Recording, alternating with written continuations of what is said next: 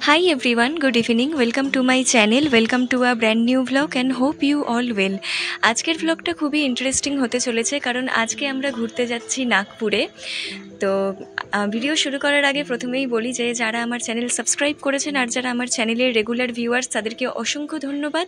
আর যারা আমার চ্যানেলে নতুন তারা প্লিজ আমার চ্যানেলকে সাবস্ক্রাইব করুন, সাথে লাইক, কমেন্ট অ্যান্ড শেয়ার করুন। তো চলুন আজকের ব্লগটা শুরু করা যাক। আশা করব যে এই ব্লগটা দেখতে আপনাদের ভালো লাগবে আর আগামী কিছু ক্লিপস আপনারা নাগপুরের দেখতে পাবেন। So without any further delay let's get started the vlog. Almost 5টা বাজে আর আমি কমপ্লিটলি রেডি হয়ে গেছি। এখন আমরা কিছুক্ষণের মধ্যে বেরিয়ে যাব। পনভেল থেকে আমরা এখন যাচ্ছি সিএসটি, প্রায় 2 ঘন্টার ডিস্টেন্স।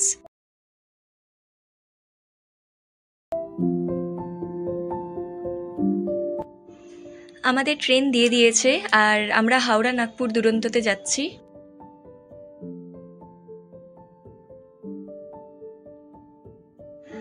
রাত 8:15 বেজে গেছে আর আমাদের ট্রেনও ছেড়ে দিয়েছে। আর সাথে একটা কথা বলি, আমার মা বাপির এখনই ফোন এসেছিল যে আজকে আমার মা বাপিও রাত 11টার পর এই মিছিলে যাচ্ছে।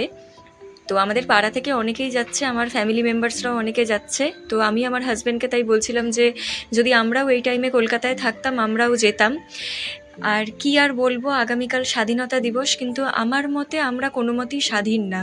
কারণ ফ্রিডম যদি এটাকে বলে যে একটা মেয়েকে এরকমভাবে অত্যাচার করে মেরে ফেলা হয়, তাহলে আমি বলবো এটা কোনো মতেই আমরা স্বাধীন না, আমরা এখনও পরাধীনই রয়েছি। তাই আগামীকাল আমি কোনো রকমই পোস্ট করব না। আর মানে আর কি বলবো, যে একটা মেয়ে যদি স্বাধীনভাবে নিজের মতো রাস্তায় চলাফেরাও না করতে পারে, কাজের জায়গায় স্বাধীনভাবে নিজের ডিউটিও না করতে পারে, তাহলে এটা কিসের স্বাধীনতা? আমার মতে এই অসভ্যগুলো যেভাবে মেয়েদেরকে ঘন্টার পর ঘন্টা অত্যাচার করে মারে, তাদের জন্য 3 মিনিটের ফাঁসি এনাফ না। এদেরকে ওইভাবেই উল্টো লাটকিয়ে তলোয়ার দিয়ে গলা কেটে উড়িয়ে দেওয়া উচিত, এটাই এদের উপযুক্ত শাস্তি। আর কোনো একজনের সাথেও যদি এমন হয় না, এরকম নীচ মেন্টালিটির লোক যারা মেয়েদের সাথে এমন করে, ভাববে তারা অন্তত এই ধরনের বাজে কাজ করার আগে 10 বার হলেও ভাববে। তো কি আর বলবো, ভালো থাকবেন, সেই আর কি, সাবধানে থাকবেন। দেখতে দেখতে সকাল হয়ে গেল, এখন বাজে সকাল 7:30 আর গাড়ি নাগপুরে ঢুকছে।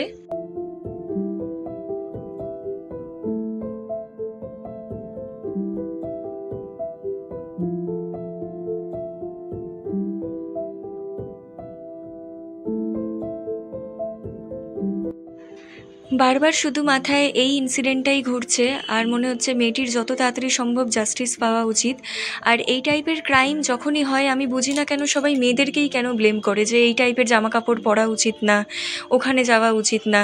তো যারা এই টাইপের ক্রাইম করে লোকেরা তাদেরকে কেন ব্লেম করে না যে মেয়েদের সাথে এমন অত্যাচার করা উচিত না? আর এই মেয়েটির কী দোষ ছিল? এই মেয়েটির তো হসপিটালে নিজের ডিউটিই করছিল, আর এমন না যে খারাপ কোনো ড্রেসও পরেছিল। ব্যাপারটা হচ্ছে আমাদের সমাজটাই ওরকম, আর মানে সিস্টেমটাই ওরকম। এই সিস্টেম পাল্টানো খুবই দরকার। মেয়েরা মানে নামেই শুধু মানে ওমেন ইন্ডিপেন্ডেন্স বা মানে ওমেন সেফটির ব্যাপারে আছে, কিন্তু অ্যাকচুয়ালি ওমেন সেফটির ব্যাপারে কোনো কিছুই আমাদের দেশে নেই। তো চলুন, দেখতে দেখতে নাগপুরে পৌঁছে গেলাম। আর আর এখানে দাদা ভাইও এসে গেছে স্টেশনে আমাদেরকে রিসিভ করতে।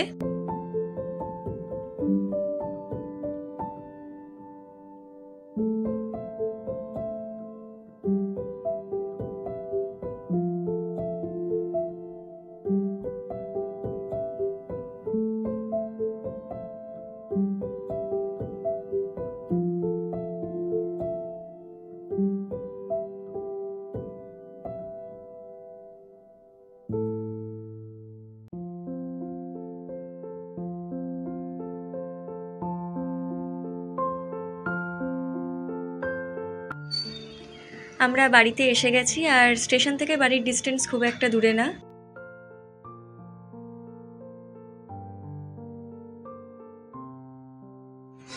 আর ওখানে আমার বন্ধুদেরও আমি দেখতে পেয়ে গেছি। বাড়িতে এসে ফ্রেশ হয়ে নিলাম আর এখানে চলছে জলখাবারের আয়োজন, পনির ঘুগনি। আজকে দুপুরে লাঞ্চের মেনু বিরিয়ানি, তাই আলুগুলোকে এখানে কেটে রাখা হয়েছে। আর এখানে আমি একটু ছোট্ট করে ফ্ল্যাটের টুকটা দিয়ে দিই।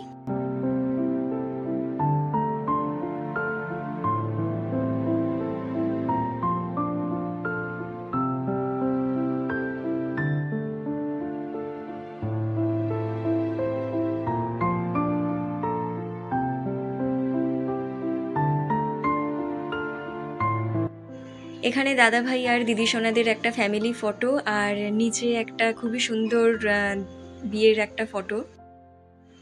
তার পাশে কৃষ্ণ ঠাকুরেরও খুব সুন্দর একটা ছবি রয়েছে। আর এখানে একটা ব্যালকনি, এখানে সবাই একটু গল্প করছে।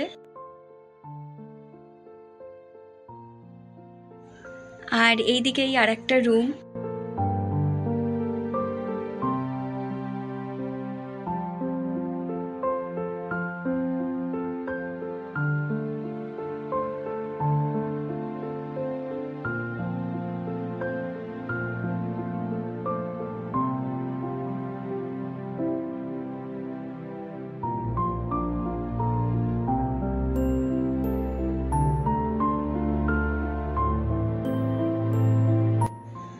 আর এখানে রয়েছে ঠাকুর ঘর।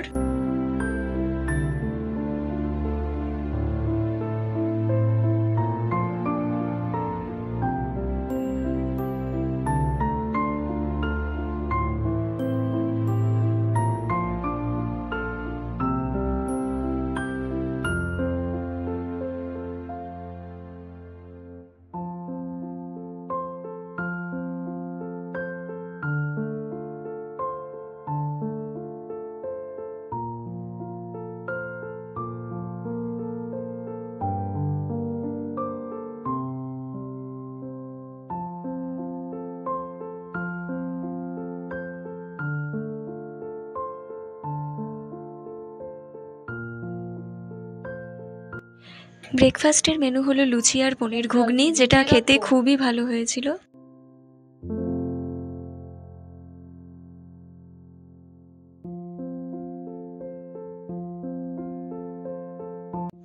স্নান টান করে ফ্রেশ হয়ে এখন আমরা যাচ্ছি একটু ঘুরতে। প্রথমে আমরা যাচ্ছি গণেশ টেকরি, ওখানে একটা গণেশ মন্দির আছে। আর শুনেছি এই গণেশ মন্দিরটা নাকি আগে ছোট ছিল, এখন দিন দিন বড় হয়ে যাচ্ছে, ওটা নাকি আপনা হতেই বড় হয়ে যাচ্ছে। তো ওই মন্দিরেই এখন যাচ্ছি প্রথমে। পৌঁছে গেছি আমরা মন্দিরের সামনে, এবার রাস্তা পার হয়ে মন্দিরের ভেতর যাওয়া যাক।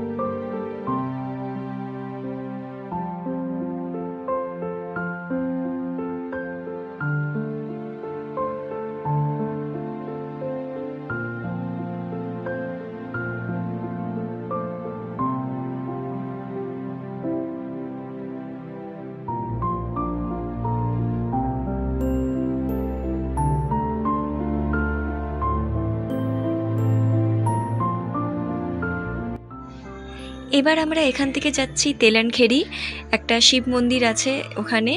আর যদি আমার প্রোনাউন্সিয়েশন একটু ভুল হয় তাহলে আমাকে ক্ষমা করবেন, কারণ আমার নাগপুর ফার্স্ট টাইম আসা।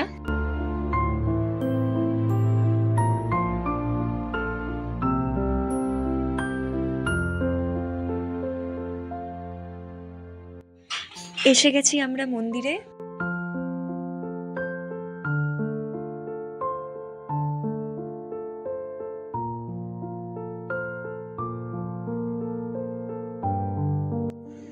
এই মন্দিরটি হলো নাগপুরের শ্রী কল্যাণেশ্বর শিব মন্দির।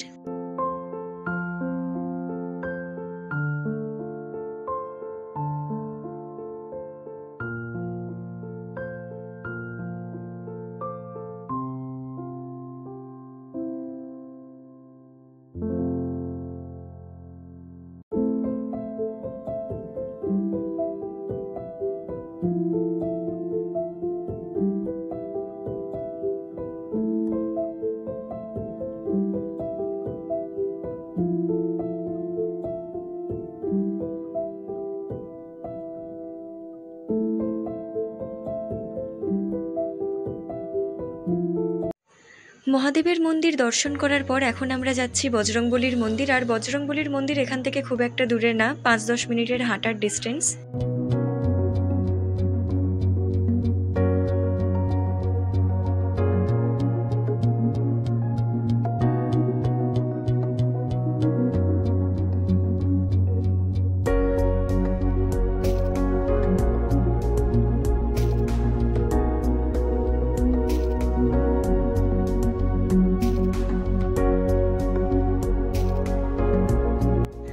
আমরা বজরংবলীর মন্দিরে গিয়ে ওখানে পুজো দিলাম।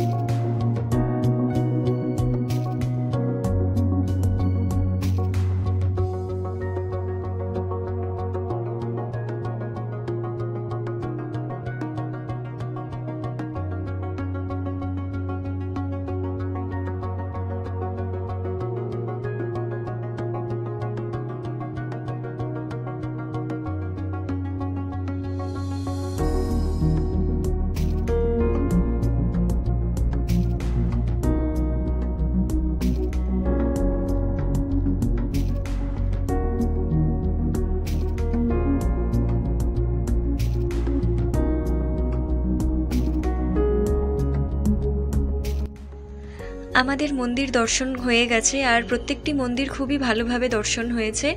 আর এখন বৃষ্টিও স্টার্ট হয়ে গেছে, তো এবার ডাইরেক্ট বাড়ি যাব।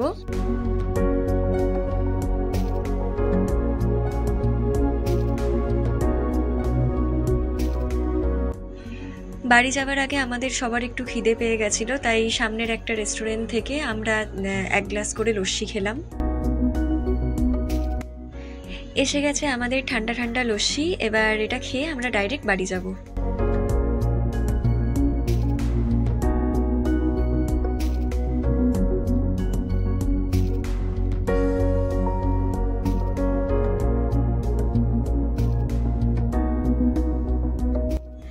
এসে গেছি আমরা বাড়িতে। আর আজকে ইন্ডিপেন্ডেন্স ডে উপলক্ষে বারান্দায় পতাকা লাগানো হয়েছে, আর খুব সুন্দর একটা ঠান্ডা হাওয়া দিচ্ছে।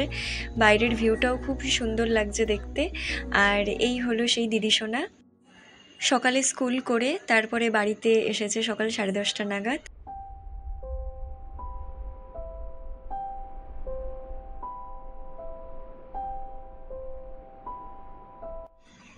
এবার আমাদের দুপুরের লাঞ্চ স্টার্ট হলো, আর দিদিসোনা ওখানে বিরিয়ানি সার্ভ করছে।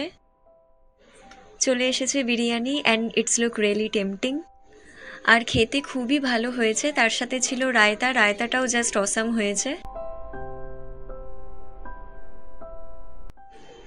So that's it for today. এই ছিল আজকের আমার একটি ভ্লগ। আশা করছি যে এই ভ্লগটি দেখতে আপনাদের ভালো লেগেছে। তো অবশ্যই আমার চ্যানেলকে আপনারা লাইক, শেয়ার অ্যান্ড সাবস্ক্রাইব করবেন, সবসময় পাশে থাকবেন।